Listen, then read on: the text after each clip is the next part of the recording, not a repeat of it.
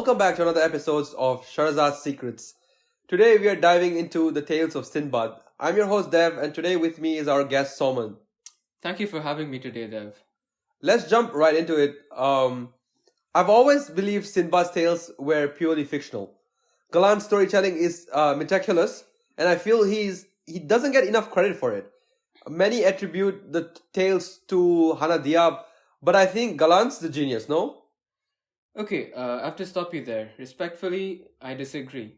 So while Galland's contributions are undeniable, there's compelling evidence suggesting that the tales of Sinbad are deeply influenced by Hanna Diyāb, and his storytelling skills, of course.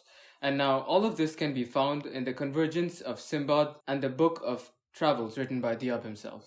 Oh, the Book of Travels? I must give it a read.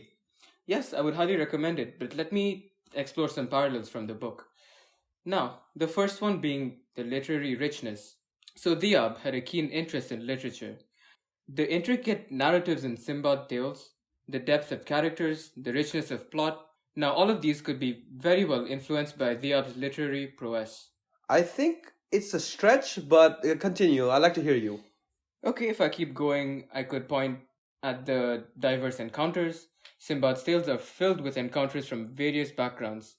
Now this mirrors Diyāb's own experiences, like when he interacted with the diasporic Middle Easterners during his travels. Now both meet a plethora of individuals from different cultures and backgrounds. True, but diverse encounters are common in travel tales. It doesn't necessarily point to Diyāb's influence. Sure, I could keep going. I can talk about the shared bonds in foreign lands, for example. Sinbad's connections in distant places are reminiscent of Diyāb's bond with a fellow native in a foreign country. And then it's not just about meeting people, but it's about the depth of the connections he developed with the people he met there. Yeah, but Galland could have crafted these bonds. He was a master storyteller after all. But he wasn't very good at navigating authorities like Diyāb, for example.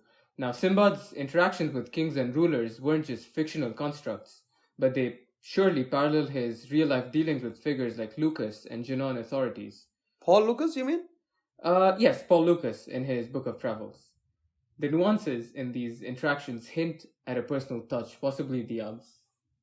I see where you're coming from, but Galland could have added these dramatic effects himself. Okay, I'll give you one more then. The grandeur of cities. Sinbad's tales describe opulent cities with such detail and admiration.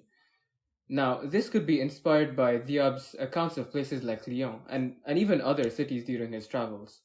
The awe and wonder resonate with a traveler's genuine experiences. Because, like I said, remember, all of these similarities are just from a single story. I must admit you present a compelling case, Soumen.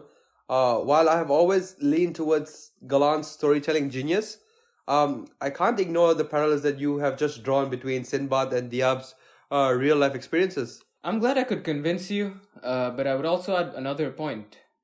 It's essential to recognize the convergence of ideas here. Both Galland and Diyāb played a pivotal role in shaping these tales. But the personal touch, for sure, and the lived experiences point towards Diyāb. I must admit you have swayed me. It's a testament of the richness of history and storytelling. So thank you, Soumen, for this enlightening discussion.